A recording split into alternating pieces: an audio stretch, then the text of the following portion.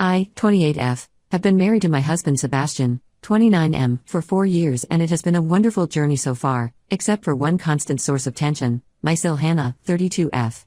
Hannah has been married to Tom, 33M, for 7 years, and they've been unsuccessfully trying for a baby for the past 5 years. From the day I started dating Sebastian, Hannah had issues with me. She'd act sweet to my face but would constantly talk behind my back. I found out from Sebastian's cousins that she'd make comments about how I wasn't from a good enough family, how I was too career-focused to be a good wife, and how Sebastian could have done better. At family gatherings, she'd always find ways to exclude me from conversations or make subtle digs about my background. I chose to stay quiet about all this because I didn't want to create drama in Sebastian's family. 3 months ago, Sebastian and I found out we were expecting our first child. We were over the moon and decided to announce it at the next family dinner. The timing wasn't great because Hannah had just started her first round of IVF treatments.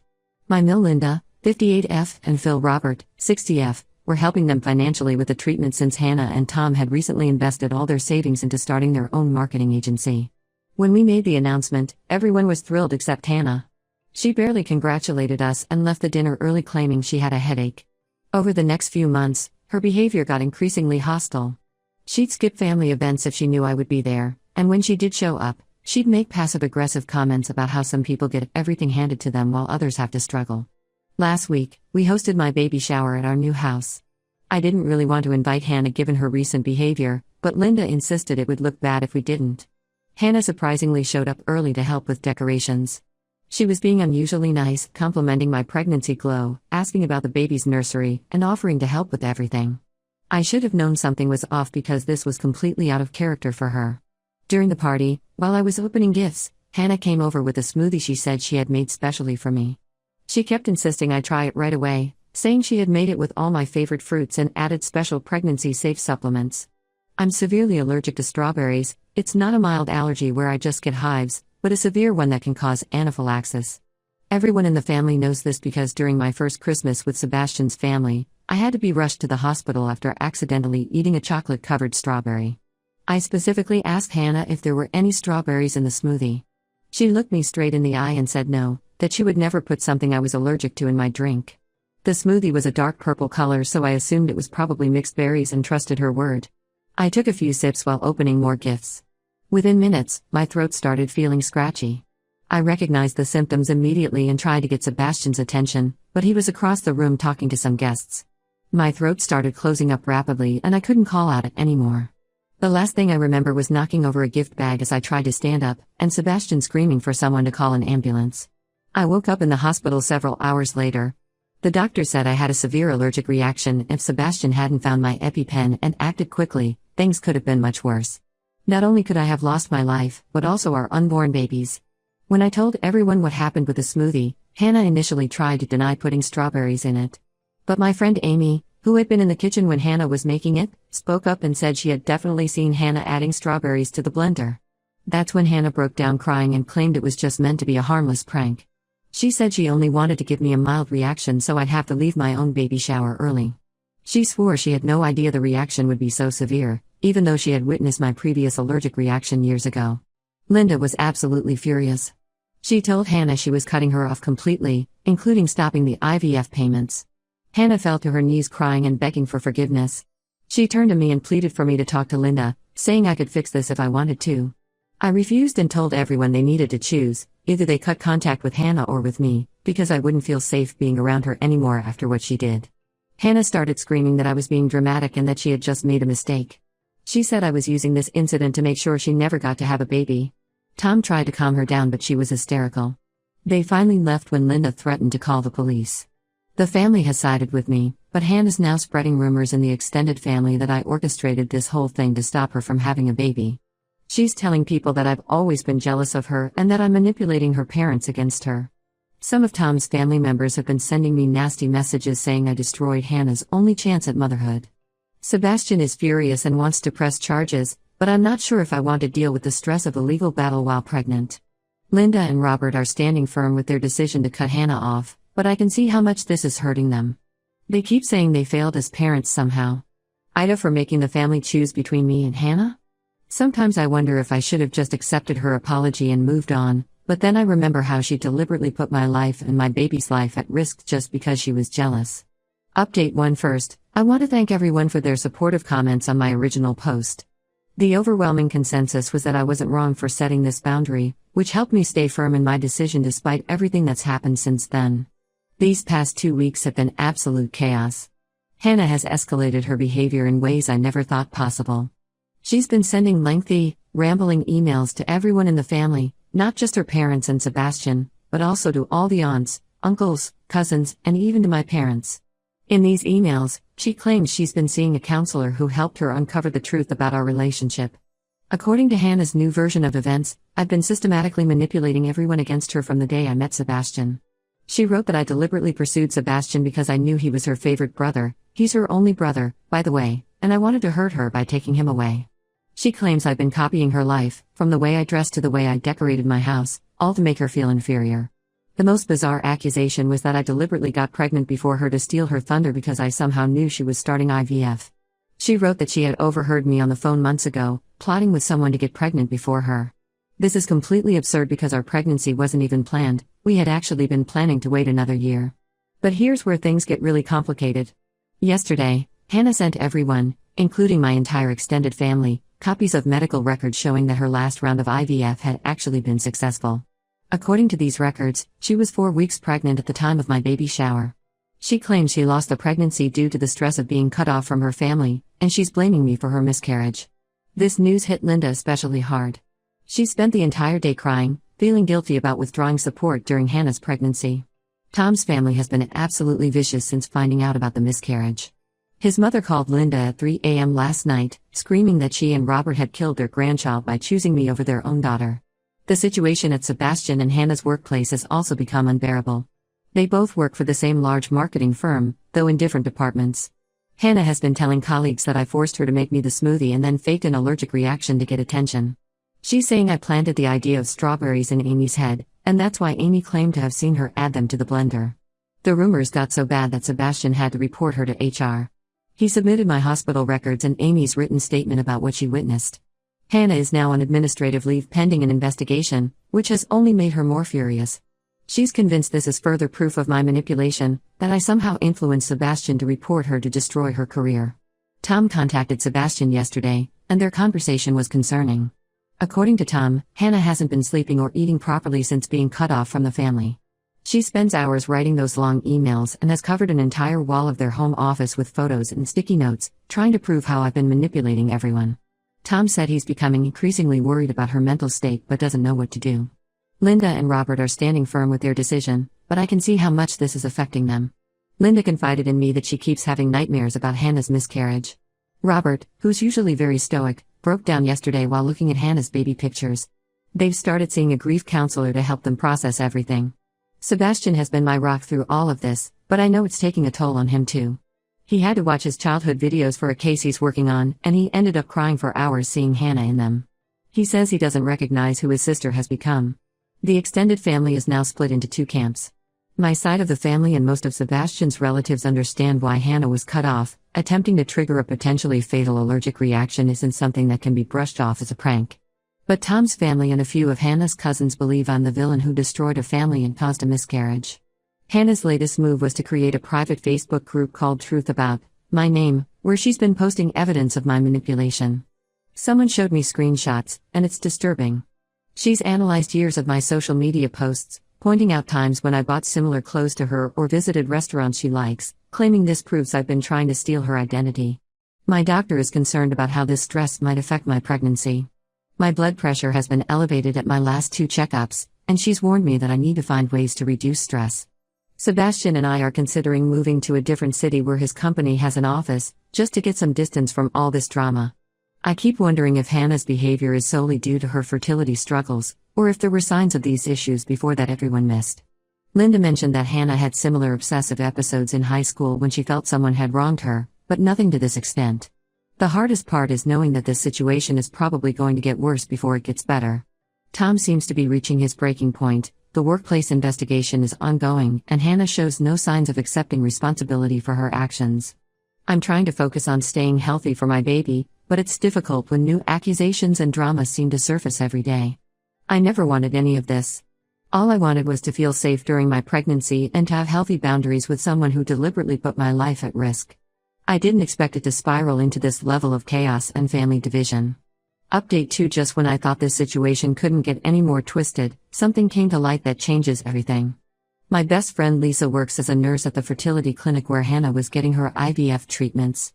She knew she could lose her job for sharing this information, but she felt morally obligated to tell us what she discovered. According to Lisa, Hannah hadn't actually been receiving IVF treatments for the past 3 months. The clinic had suspended her treatment program because she failed their mandatory psychological evaluation. The doctor was deeply concerned about her obsessive behavior and particularly worried about her hostile attitudes toward pregnant women. During her evaluation, Hannah had apparently expressed concerning views about how she deserved to be pregnant more than other women because she had been trying longer. The real shock came when Lisa revealed that Hannah had been lying about the total cost of the treatments to her parents.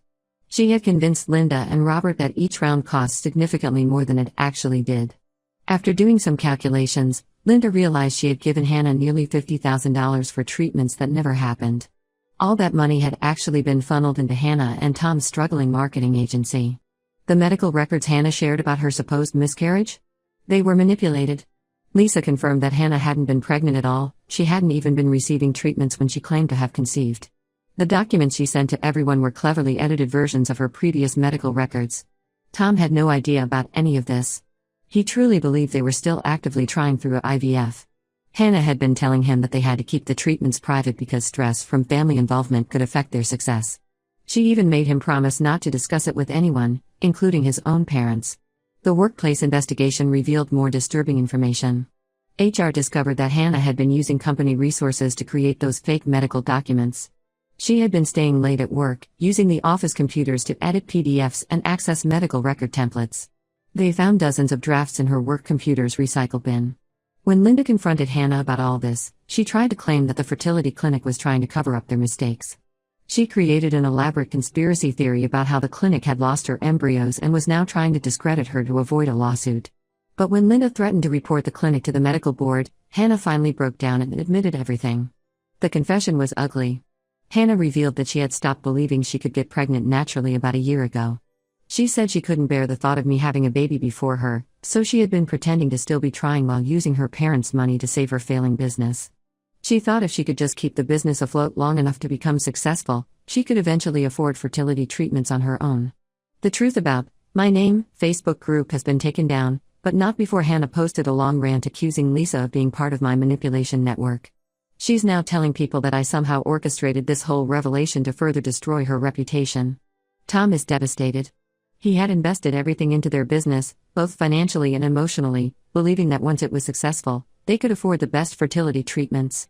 Finding out that Hannah had been lying about still trying for a baby, while secretly using the treatment money for the business, has completely broken his trust. Linda and Robert are trying to process this betrayal. They had gone into their retirement savings to help Hannah with what they thought were medical treatments. Robert had even taken up consulting work again to help pay for it. Finding out that their daughter had been manipulating them this whole time has left them questioning everything. The extended family members who had been supporting Hannah have gone quiet. Tom's parents, who were previously calling me every day to berate me, haven't said a word since the truth came out. Hannah's cousins who were part of her Facebook group have been reaching out to apologize for believing her lies. Sebastian is struggling to reconcile this new information about his sister.